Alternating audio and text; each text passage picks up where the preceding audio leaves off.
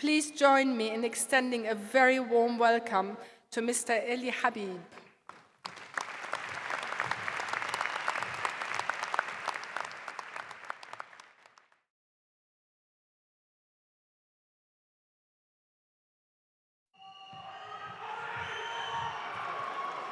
Good evening, everyone.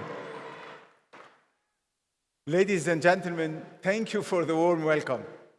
It's an incredible feeling to be here, and I'm excited to join you today.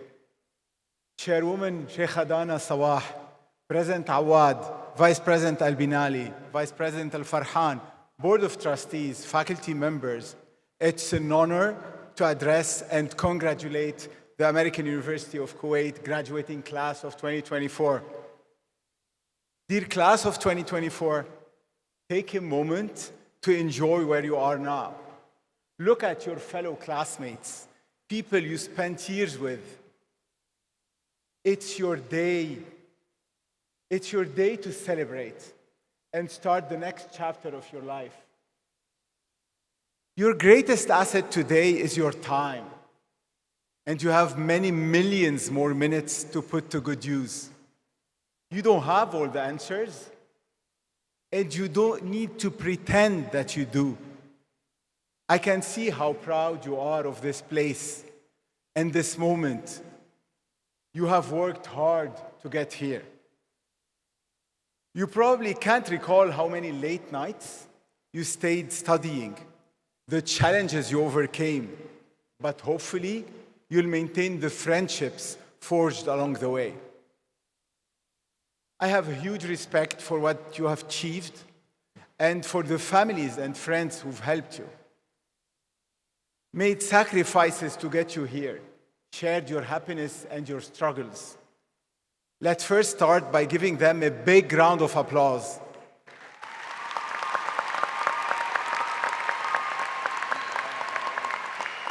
When I was asked to address you all at this commencement, I started thinking, what am I going to talk about? About my career. I started my first company at 18, my second at 21, another at 27, then at 31, and finally Anghami at 39. I became the CEO of Anghami in the OSN Plus a few months ago, with an intent and focus on building an entertainment giant in the region. Looking back at my life, my career, the road was long, with cracks and potholes, but I collected invaluable knowledge over the years that made me who I am today. I made many mistakes along the way, and since I have a head start in making mistakes, I thought I'll share with you 3 lessons that I've learned that I hope will benefit you in the postgraduate life. 3 lessons I wish I could have taught my younger self. First, let's talk about discipline. In my years at Anghami and now at OSN Plus, I learned that there are no shortcuts. Success is not about luck, though that plays a part. It's not about talent, though it also plays a part too. It's not about learning how to effectively use artificial intelligence, though that probably might play a disproportionate part in the future.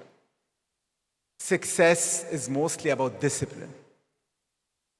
I didn't get to where I am overnight. It's a result of a lot of hard work, long nights, and dedication. I worked weekends, sacrificed times with my family, and spent countless hours learning how to build technology, understand growth, figuring out finance, negotiating deals, learning marketing, and most importantly, building a team. It taught me the importance of rolling up my sleeves and doing whatever it takes to get the job done. My message to you today is simple. If I can do it, so can you. Discipline isn't just about what you choose to do, but also what you choose not to do. I've met many successful people, and they all have one thing in common. They think differently than most people. They aren't afraid to reinvent themselves around the goals that matter to them. 1 year, even 1 month of determination, grit, mental toughness, and hard work can totally redefine you and your life. Commit yourself to a period of pure, raw discipline. Just embrace the difficulty. The real magic in life, and what I learned from, is when you don't know what is going to happen. You don't know if you're ever going to make it. You don't know where the road will take you, or if it's even going to take you anywhere. But still, you step forward and you keep showing up, even on your hardest days. Sometimes your steps are small. Other times, they're like a little bigger. It's in your energy. It's who you are at your core. Now let's move on to my second lesson on creativity. I've told this story before, but it's a story that's deeply personal and it defined me. When I was 9, during a war in Lebanon, it was unsafe at times, most of the times. My father bought me a computer to keep me busy and safe indoors. Little did he know that this gift would change my life. It sparked my fascination with technology.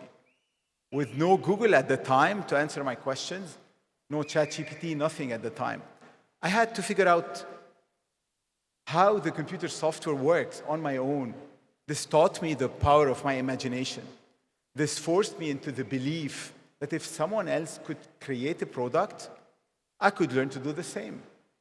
In fact, belief comes always before ability. Belief comes before ability. It's very important. I became fascinated by new ideas and how I could learn faster than ever before. I started writing software at a young age because I found that turning ideas from my imagination into code was a very unique superpower. That superpower a lot of you have right now. Was it easy? Definitely not. Did I doubt myself at times? Most of the time. And you'll be doubted too, that's just fine. You have everything you need inside you to succeed. Did you know that, like, Walt Disney was fired from a newspaper job because his editor claimed that he lacked creativity? This setback did not stop Disney, who went on to become a world-famous animator and innovator. Everything was impossible until just someone did it. Finally, my last lesson, very dear lesson, is on failure. We definitely don't have enough time to talk about all my failures, so we're going to focus. If you want to be successful, grow a tolerance for failure and a high tolerance for pain. I'll tell you why. When we started Anghami, many told us, just don't compete with international platforms, they have billions of dollars. Everybody said, you should find other challenges. Just avoid failure. Failure isn't seen well. But we did fail. We did fail countless times. Some memories are still painful. I remember despairing late at night, sitting in the office floor, figuring out how we're going to build this, how we're going to secure this music deal that was essential to us to compete and grow. And we're just 10 people competing with huge companies with less than hundreds of thousands of dollars in the bank. But dreams way bigger than our resources. Coming back home to my wife, 2 kids, while constantly worried about the future, was very, very hard. I didn't sleep well for a long period of time.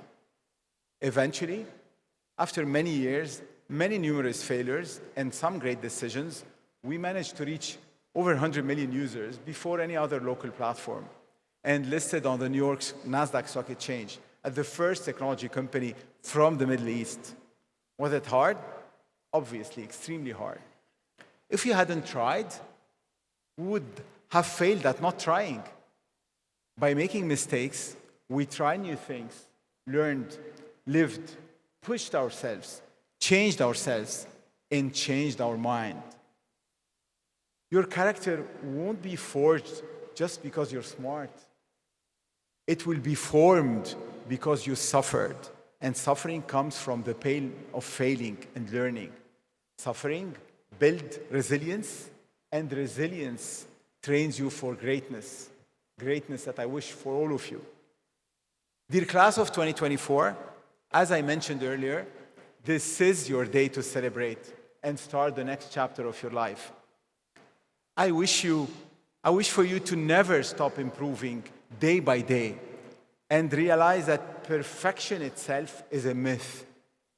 I wish for you to aspire to great things, dare to fail greatly, make your unique impact in the world. I wish for you to learn to say no and be intentional about what you spend your time on. Remember my lessons. Embrace discipline, creativity, and resilience.